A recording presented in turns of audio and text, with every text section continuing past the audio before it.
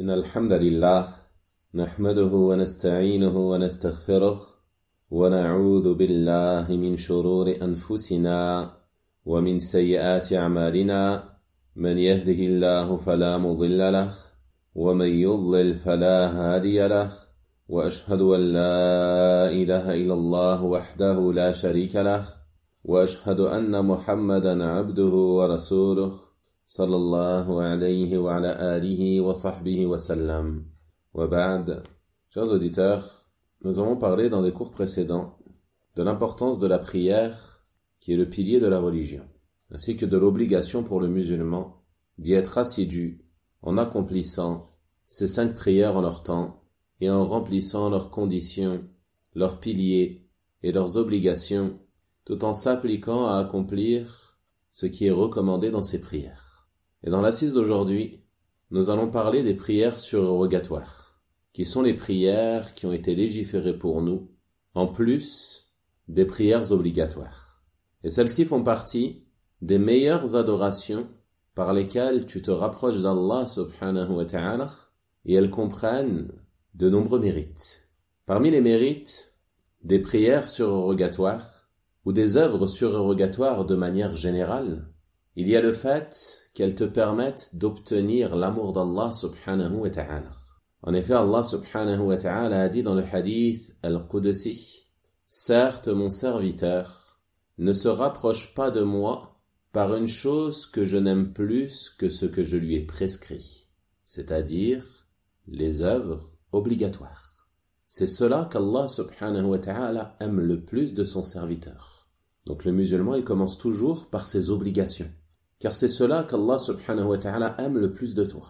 Ensuite il dit, « Et mon serviteur ne cesse de se rapprocher de moi par les œuvres surérogatoires jusqu'à ce que je l'aime. » C'est-à-dire que plus tu es assidu aux œuvres surérogatoires après avoir accompli tes obligations, plus tu obtiendras l'amour d'Allah subhanahu wa ta'ala, Seigneur de l'univers. Et entre dans cela les prières surérogatoires. Donc celui qui est assidu à ces 5 prières, et qui en plus de cela, il fait les rawatib, il fait la prière de nuit, il fait salat al-duha, et ainsi de suite parmi les prières surérogatoires comme on va le voir. Alors celui-ci, en faisant ces prières, il obtient bi'idhnillahi ta'ala l'amour de son Seigneur subhanahu wa ta'ala. Également parmi les mérites des prières surérogatoires, il y a le fait qu'elles viendront combler les éventuels manquements que tu as eus dans tes prières obligatoires. En effet, nul parmi nous n'est à l'abri des manquements dans ses prières. Donc les prières surérogatoires, elles viendront combler ces manquements. Le prophète sallallahu alayhi wa sallam a dit dans le hadith authentique, au jour de la résurrection, la première chose sur laquelle le serviteur sera jugé est sa prière. Et ça, cela te montre également l'importance de cette prière. L'importance de ne pas négliger cette prière, qui est la première chose sur laquelle tu seras jugé. Si on la trouve complète, on l'inscrira complète. Et si elle est déficiente, s'il y a des manquements dans cette prière, il dira, regardez s'il faisait des prières surérogatoires. On complétera alors ce qu'il a négligé comme prière obligatoire par ses prières surérogatoires. Puis on fera de même pour le reste des œuvres. Donc au jour de la résurrection, si des manquements sont observés dans tes prières obligatoires, on regardera si tu faisais des prières surérogatoires afin de compléter ces manquements, compléter cette déficience. Donc ceci te montre l'importance de faire des prières surérogatoires en plus de tes prières obligatoires. Également parmi les mérites des prières surérogatoires et de la prière de manière générale, il y a le fait que le prophète sallallahu alayhi wa sallam fut interrogé au sujet d'une œuvre qui fait entrer au paradis. Il répondit sallallahu alayhi wa sallam, multiplie les prosternations pour Allah, car tu ne fais pas une seule prosternation sans qu'Allah ne t'élève par celle-ci d'un degré et qu'il t'expie par celle-ci un péché. Allahu Akbar. Chaque prosternation. Chaque fois que tu te prosternes, Allah subhanahu wa ta'ala t'élève d'un degré et t'expie par cette prosternation un péché. Donc le prophète sallallahu alayhi wa sallam nous dit que ceci fait partie des œuvres qui font entrer au paradis, de multiplier les prosternations. Donc, de multiplier les prières surérogatoires, en plus de nos prières obligatoires. Également parmi les mérites des prières surrogatoires, il y a le fait que celles-ci vont t'aider à être assidu à tes prières obligatoires et elles vont te préserver de leur délaissement. En effet, celui qui multiplie les prières surrogatoires, qui fait toujours ses rawatib, par exemple, qui fait la prière de la matinée, qui fait la prière de nuit, si un jour il est pris par certaines occupations, s'il lui arrive de délaisser une chose, il va alors délaisser sa prière surrogatoire. Mais il ne va certainement pas délaisser sa prière obligatoire. Également, le fait d'être assidu à cela, d'être assidu à ces prières surrogatoires, ça va te pousser à être à l'heure à ta prière afin de pouvoir l'accomplir. Celui, par exemple, qui veut accomplir ces 2 unités de sunnah avant la prière de Fajr et ces 4 unités de rawatib avant la prière de Dhuhr. Ceci va le pousser à venir à l'heure à la prière afin de pouvoir les accomplir. Donc celles-ci vont t'aider à l'assiduité aux prières obligatoires et elles vont te préserver du délaissement et de la négligence de tes prières obligatoires. Donc tout ceci nous encourage à multiplier les prières surrogatoires. Et pour ce faire, il est nécessaire pour nous de les connaître et de savoir quelles sont les différentes prières surrogatoires qui sont légiférées pour nous et comment les accomplir. Donc tout d'abord, d'un point de vue général, il faut savoir que les prières surrogatoires sont de 2 sortes. Il y a ce que l'on appelle en arabe « al-nawafil al-mutlaqa » et « al-nawafil al-muqayyada ». Al-nawafil al-mutlaqa, ce sont les prières surrogatoires que l'on pourrait qualifier de libres, c'est-à-dire qu'elles ne sont pas délimitées par un temps précis et n'ont pas de cause particulière. Ce sont les prières que tu accomplis librement comme tu le désires. Si tu as envie de prier 2 unités selon ta volonté, à tout moment du jour ou de la nuit. Celles-ci sont les prières surrogatoires libres. Tu peux les accomplir à tout moment, sauf durant les temps d'interdiction, qui sont au nombre de 3. Premièrement, du lever de l'aube, l'heure du Fajr, jusqu'au lever complet du soleil, c'est-à-dire jusqu'à ce que le soleil s'élève de la hauteur d'une lance, ce qui équivaut environ à 15 à 20 minutes après l'heure du shuruq. Donc de l'heure du Fajr jusqu'à 15 ou 20 minutes après le shuruq, il est interdit de prier, à l'exception de la prière obligatoire bien sûr, et de la prière sunnah du Fajr, ou une prière qui a une cause comme la prière de salutation de la mosquée. Il n'est pas permis de faire d'autres prières. Le deuxième temps d'interdiction, c'est lorsque le soleil est au zénith. Le zénith qui correspond au moment où le soleil atteint son point culminant, le point le plus haut. À ce moment-là, c'est la fin du temps de la matinée. Et durant une dizaine de minutes approximativement, il est interdit de prier. Puis le soleil décline vers l'ouest. Il commence à redescendre de l'autre côté. Et c'est à ce moment qu'entre le temps de la prière du Dhuhr. Donc, pour résumer concernant ce temps, environ 10 minutes avant l'heure du Dhuhr, il est interdit de prier des prières surrogatoires libres. Le troisième temps, c'est après la prière de l'Asr, jusqu'au coucher du soleil, c'est-à-dire jusqu'à ce qu'entre le temps de la prière du Maghrib. Ces 3 temps sont les temps durant lesquels le prophète sallallahu alayhi wa sallam a interdit de prier. Et comme on a dit, ce qui est visé par l'interdiction, ce sont les nawafil al-mutlaqa, les prières surrogatoires libres qui ne sont pas liées à une cause ou un événement. La deuxième sorte de prière surrogatoire, ce sont les nawafil al-muqayyada, celles qui sont déterminées par un temps précis ou qui sont liées à une cause. Certaines sont liées aux prières obligatoires, comme, par exemple, les rawatib, et d'autres sont indépendantes et sont liées à un temps, comme la prière de la matinée, ou encore la prière du witr. Et c'est de celle-ci que l'on va parler dans notre assise, incha'Allah ta'ala. Commençons donc par les rawatib. Les prières rawatib, ce sont les prières surrogatoires et recommandées, qui sont accomplies de manière constante avec les prières obligatoires. Et leur temps est le même que celui des prières auxquelles elles sont liées. Retenez bien cela, ceci est très important. Leur temps est le même que celui des prières auxquelles elles sont liées. Et elles sont au nombre de 12 unités. 4 avant Dhuhr et 2 après. 2 après Maghrib, 2 après Aïcha et 2 avant Fajr. Abdullah ibn Umar, radiyallahu anhuma, a dit: j'ai retenu du messager d'Allah sallallahu alayhi wa sallam qu'il faisait 2 unités avant Dhuhr et 2 après. 2 après le Maghrib chez lui, 2 après l'Aïcha chez lui, et 2 avant la prière de Subh. C'était une heure à laquelle on n'entrait pas auprès du prophète sallallahu alayhi wa sallam. Mais Hafsa m'a rapporté qu'une fois que le mueddin faisait l'appel à la prière et que l'aube était levée, il priait 2 unités. Donc Hafsa, qui est la sœur de Abdullah ibn Umar et l'épouse du prophète sallallahu alayhi wa sallam, l'a informé qu'une fois que le temps de la prière du Fajr entrait, le prophète sallallahu alayhi wa sallam priait 2 unités qui sont les 2 unités de Sunnat al-Fajr. Et Aïcha radiyallahu anha a dit, le prophète sallallahu alayhi wa sallam priait chez moi 4 unités avant le Dhuhr et sortait ensuite diriger la prière aux gens. Puis il entrait et priait 2 unités, c'est-à-dire après le Dhuhr. Il dirigeait la prière du Maghrib aux gens, puis il entrait et priait 2 unités. Et il dirigeait la prière du Isha aux gens, puis il entrait chez moi et priait 2 unités. On retrouve donc ici les 12 unités des prières de Rawatib. Et celles-ci, comme on a dit, elles ont le même temps que celui des prières auxquelles elles sont liées. On a dit qu'il y a 4 unités à accomplir avant Dhuhr. Qu'est-ce que cela signifie avant Dhuhr?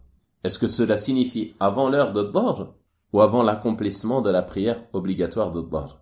La réponse est que cela signifie avant l'accomplissement de la prière obligatoire de Dhuhr, mais seulement une fois que son temps est entré. Car avant l'entrée du temps de Dhuhr, il y a le temps d'interdiction durant 10 minutes, et avant cela, c'est la prière de la matinée.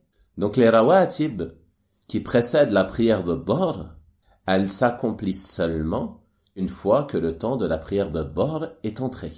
Et il en est de même pour Sunnat al-Fajr, la prière Sunnah, qui précède le Fajr.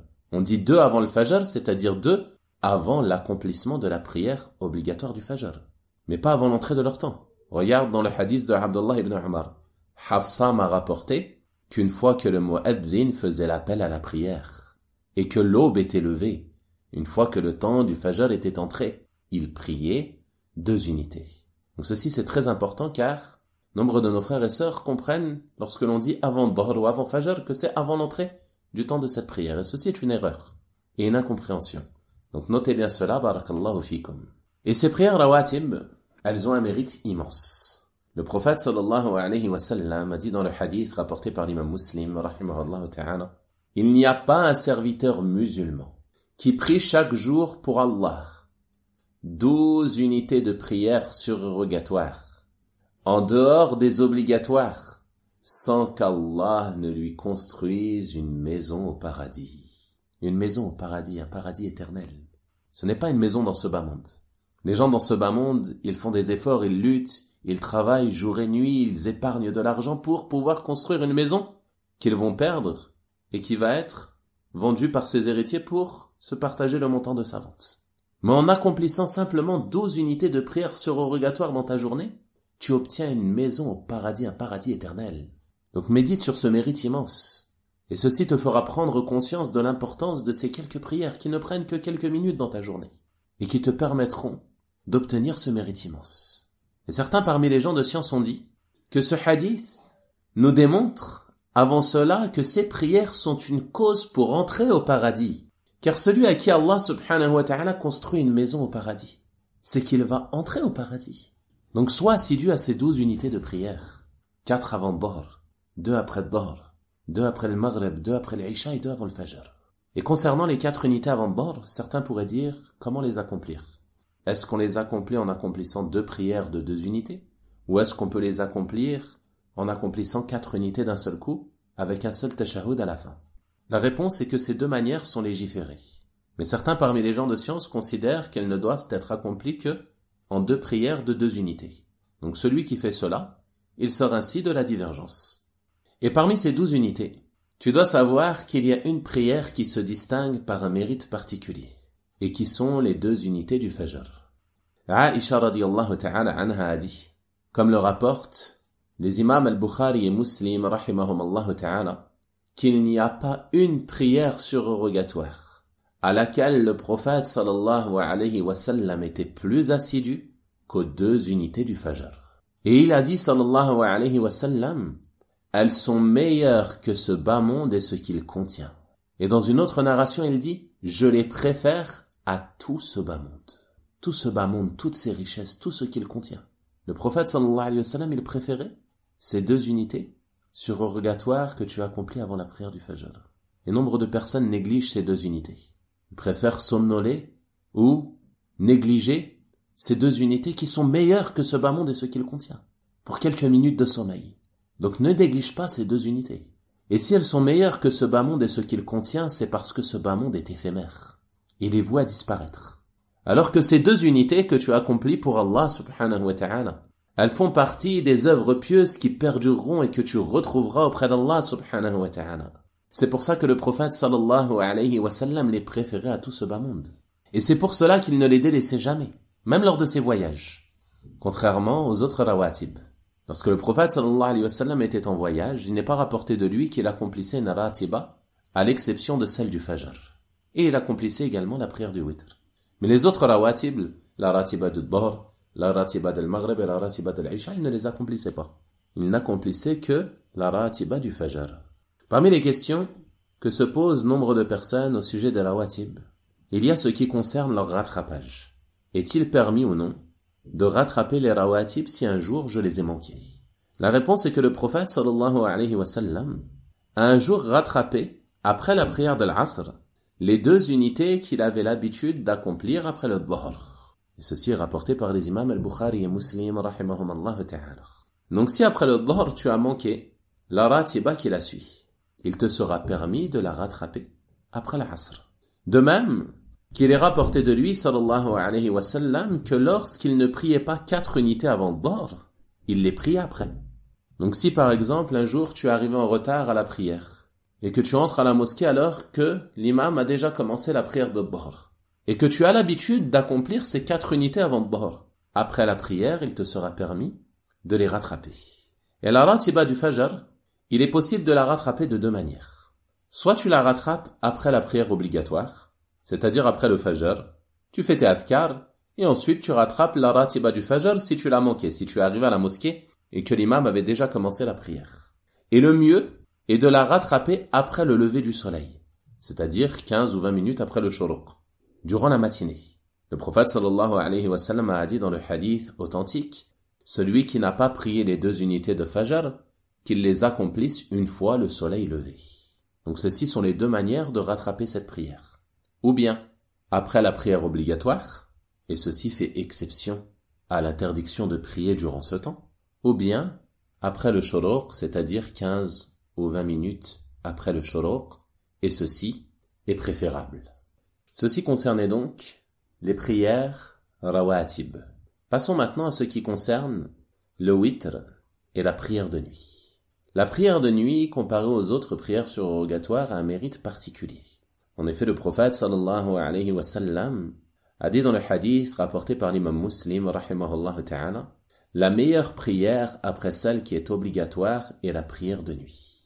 Et lorsqu'on parle de la prière de nuit, on va inévitablement parler de la prière du witr. Ce witr qui est la prière impaire par laquelle on clôture la prière de nuit. Et cette prière peut être priée de différentes manières, en 1 à 11 unités. Les imams al-Bukhari et Muslim rahimahullah ta'ala rapporte que le prophète sallallahu alayhi wa sallam a dit « La prière de nuit s'accomplit en prière de 2 unités. » C'est-à-dire que tu accomplis plusieurs prières de 2 unités. Et si l'un d'entre vous craint l'arrivée de l'aube, qu'il prie 1 unité en guise de witr pour ce qu'il a prié. C'est-à-dire que tu clôtures cette prière de nuit par 1 unité de witr. Et il a dit aussi sallallahu alayhi wa sallam, celui qui veut prier le witr en 5 unités, qu'il le fasse. Celui qui veut prier le witr en 3 unités, qu'il le fasse. Et celui qui veut prier le witr en 1 unité, qu'il le fasse. Donc on voit qu'il est possible de prier seulement 1 unité du witr. Ceci est le minimum. Mais le minimum de la perfection est de faire au moins 3 unités. Et lorsque tu fais le witr en 3 unités, il t'est permis de le faire de 2 manières. Ou bien, tu fais d'abord 2 unités, puis ensuite tu ajoutes 1 unité. Ou alors tu fais une seule prière de 3 unités, avec un seul tashahhud à la 3e unité. Ceci sont les 2 manières de faire le witr en 3 unités. Et si tu le fais en 5 unités, tu accompliras 5 unités de prière avec un seul tashahhud à la 5e unité. Et il est aussi possible de le faire en 7 unités en accomplissant un seul tashahhud à la 7e unité.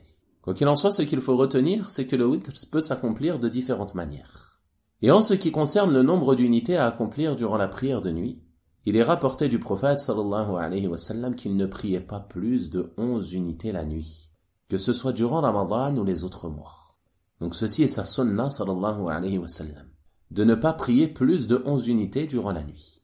Donc si tu as prié avec l'imam durant le mois de Ramadan, la prière de Tarawih, en 11 unités, tu t'es conformé à la sunna.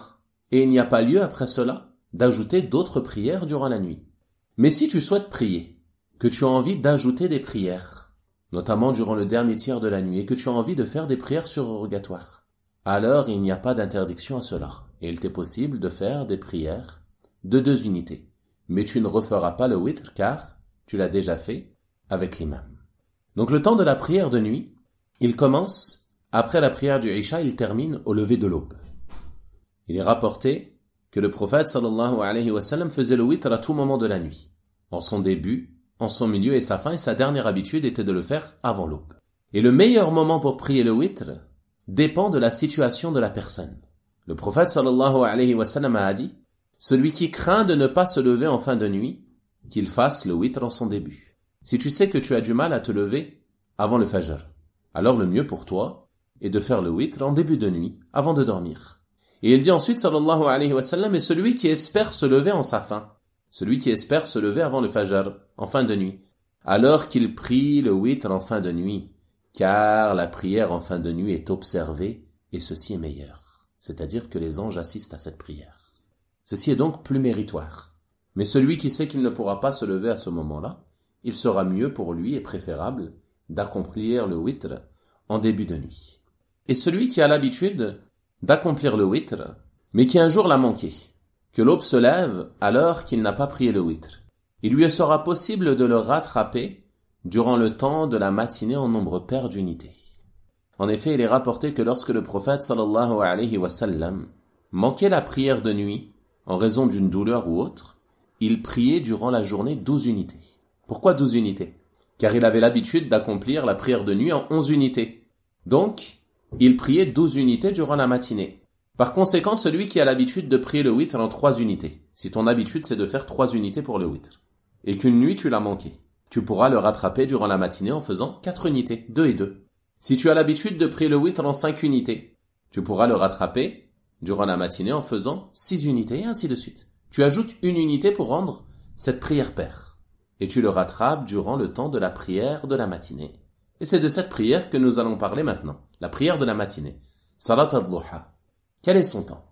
Son temps commence au lever du soleil, lorsqu'il s'élève à hauteur de la taille d'une lance, c'est-à-dire environ 15 à 20 minutes après l'heure du shuruq. Et il termine à l'approche du temps de la prière de Dhuhr, lorsque le soleil atteint son point culminant, comme on a dit, environ 10 minutes avant Dhuhr. Durant toute cette plage horaire, il t'est possible de prier Salat al-Duha, la prière de la matinée. Et cette prière a un mérite particulier. En effet, dans un hadith, le prophète sallallahu alayhi wa sallam nous informe qu'il incombe à chacun d'entre nous de faire une aumône pour chacune de nos articulations. Et tes articulations sont nombreuses, donc il t'incombe de nombreuses aumônes chaque jour. Puis le prophète sallallahu alayhi wa sallam mentionna certaines actions relevant de l'aumône. Il mentionna le dhikr, le commandement du bien, l'interdiction du mal, aider un homme à monter sur sa monture et autres parmi les actions qui relèvent de l'aumône. Puis il dit ensuite, et une prière de 2 unités durant la matinée suffit pour s'acquitter de cela. Allahu Akbar, tu accomplis 2 unités durant la matinée et tu te seras acquitté des aumônes desquelles tu es redevable quotidiennement. Donc ceci te montre l'importance de cette prière. Et dans un autre hadith, le prophète sallallahu alayhi wa sallam a dit, nul n'est assidu à la prière de la matinée si ce n'est un repentant. Et il a dit sallallahu alayhi wa sallam, c'est la prière des repentants. Donc ceci te montre son mérite et t'incite à accomplir cette prière et à y être assidu. Et en combien d'unités s'accomplit cette prière? La réponse est qu'elle peut être priée en 2 à 8 unités. Le prophète sallallahu alayhi wa sallam faisait la prière de la matinée en 4 unités. Et il ajoutait ce qu'Allah voulait, c'est-à-dire qu'il ajoutait parfois à cela. Et l'année de la conquête de la Mecque, il pria 8 unités durant la matinée. Donc il t'est possible de faire 2 unités, 4 unités, 6 unités, 8 unités en fonction de ce qui t'est facilité. Et cette prière, elle peut être accomplie d'une manière particulière, te permettant d'obtenir un mérite immense.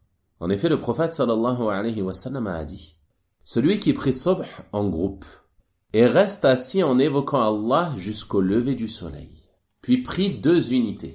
Elles seront pour lui comme la récompense d'un pèlerinage et d'une umra complet. Donc si après avoir prié la prière du Fajr, tu restes à la mosquée pour faire du dhikr, ou pour lire le Coran, évoquer Allah subhanahu wa ta'ala. Puis, une fois le temps de la matinée entré, c'est-à-dire 15 à 20 minutes après le shuruq, tu accomplis 2 unités de la prière de la matinée. Alors ceci équivaudra pour toi à la récompense d'un pèlerinage et d'une umra complet. Donc tu vois que ceci est un mérite immense à ne pas négliger. Et le Cheikh Ibn Baz, rahimahullah ta'ala, a été interrogé afin de savoir comment peut faire la femme qui souhaite obtenir cette récompense. Est-ce que cela est possible pour elle? Il répondit, rahimahullah, que ceci est possible pour elle si elle reste sur son lieu de prière jusqu'au lever du soleil, et qu'elle s'occupe par le rappel d'Allah, la lecture du Coran, la proclamation de la pureté et de l'unicité d'Allah subhanahu wa ta'ala en faisant le tasbih, le tahlil, subhanallah, walhamdulillah, la ilaha illallah, Allahu akbar. Puis une fois que le soleil s'est élevé, elle prit 2 unités, et elle est comprise dans le hadith, walhamdulillah. Donc si elle reste sur son lieu de prière, l'endroit où elle a prié le Fajr, qu'elle évoque Allah, qu'elle lit le Coran, puis qu'une fois que le soleil se lève, c'est-à-dire 15 ou 20 minutes après le shuruq, elle prit 2 unités, elle obtient cette récompense, insha'Allah ta'ala. Donc ceci est une noble action à ne pas négliger en raison de son mérite immense. Et concernant celui qui souhaite accomplir cette prière à la mosquée, il y a de nombreuses questions qui se posent. Est-ce qu'il doit impérativement rester à sa place où il a accompli la prière de subh? Ou est-ce que s'il reste dans la mosquée, cela est suffisant? La réponse est que s'il reste à sa place, il n'y a pas de problème.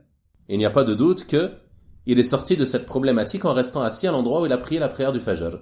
Mais s'il a besoin, par exemple, de s'adosser à un poteau, ou s'adosser à un mur, ou se lever pour prendre le mushaf, ou s'asseoir ailleurs dans la mosquée, alors il n'y a pas de gêne en cela, insha'Allah ta'ala, et cela ne le fait pas sortir de la récompense mentionnée dans ce hadith. Également, si la personne perd ses ablutions et a besoin de sortir pour renouveler ses ablutions, alors elle ne sort pas de la récompense de ce hadith, insha'Allah ta'ala, car elle n'aura quitté son lieu de prière qu'en raison de ce cas de nécessité qui est le renouvellement de ses ablutions.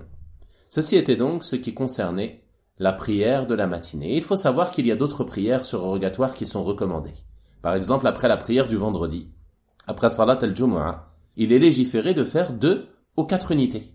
Après la prière du vendredi, le prophète sallallahu alayhi wa sallam priait 2 unités chez lui. Et il a dit sallallahu alayhi wa sallam, lorsque l'un d'entre vous accomplit la prière du vendredi, qu'il prie 4 unités après elle.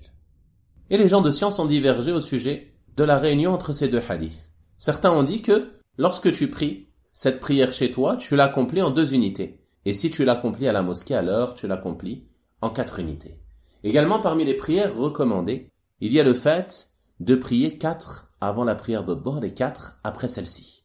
Le prophète sallallahu alayhi wa sallam a dit, celui qui prie 4 avant Dhuhr et 4 après, Allah l'interdit à l'enfer. Allah l'interdit à l'enfer. L'enfer ne le touchera pas. En priant 4 unités avant Dhuhr et 4 après. Et comment faire pour obtenir ce mérite? Est-ce que je dois ajouter 4 autres unités en plus des rawatib que j'accomplis avant Dhuhr? Ou alors est-ce que celles-ci sont suffisantes? La réponse est que celles-ci sont suffisantes.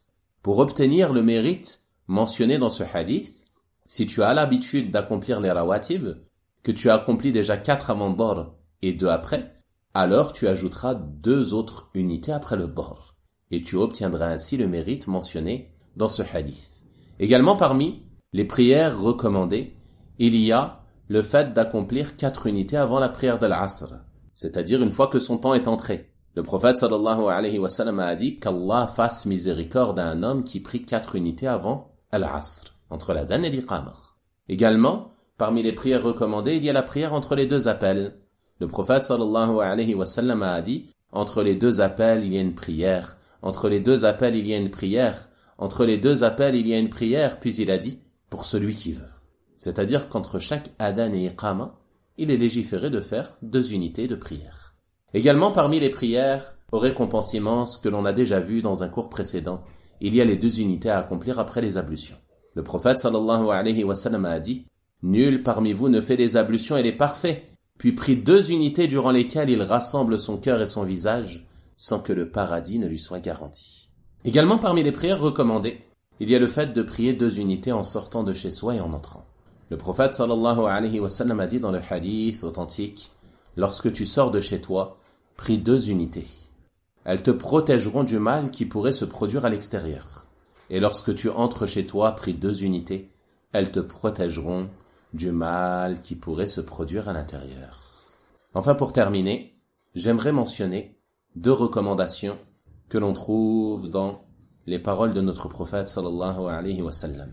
La première recommandation est d'accomplir les prières surrogatoires chez soi. Le prophète sallallahu alayhi wa sallam a dit dans le hadith authentique, la meilleure des prières est la prière de l'homme dans sa maison, à l'exception de la prière obligatoire. Et il a dit aussi sallallahu alayhi wa sallam, lorsque l'un d'entre vous a terminé sa prière dans sa mosquée, qu'il fasse une part de ses prières chez lui. Allah placera du bien chez lui en raison de sa prière. Donc ne faites pas de vos maisons des tombes. Certains parmi nos frères, ils accomplissent toutes leurs prières surrogatoires à la mosquée. Ils rentrent chez eux et ils n'accomplissent aucune prière. Et ceci est une erreur.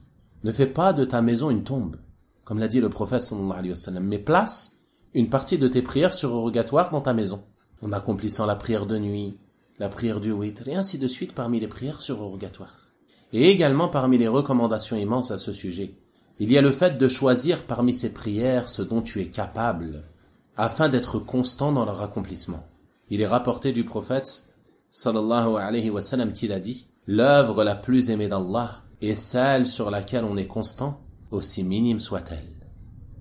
Et il est venu dans le hadith rapporté par l'imam al-Bukhari, rahimahullah ta'ala, que la prière préférée du prophète sallallahu alayhi wa sallam était celle sur laquelle on est constant, aussi minime soit-elle, et lorsqu'il faisait une prière, il était constant dans son accomplissement.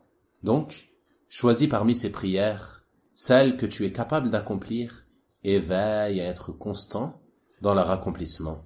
Ceci était donc un résumé des prières surrogatoires qui sont légiférées, ainsi que de leur description et de leur mérite, et vous pouvez retrouver l'essentiel des hadiths que j'ai mentionnés dans le cours d'aujourd'hui, dans un dépliant que vous pouvez retrouver en ligne sur notre site, intitulé Les prières surrogatoires, leur description et leur mérite. Je demande à Allah subhanahu wa ta'ala de nous aider à être assidus à nos prières obligatoires et à les faire suivre des prières surrogatoires afin d'être parmi ceux qui obtiennent l'amour d'Allah subhanahu wa ta'ala.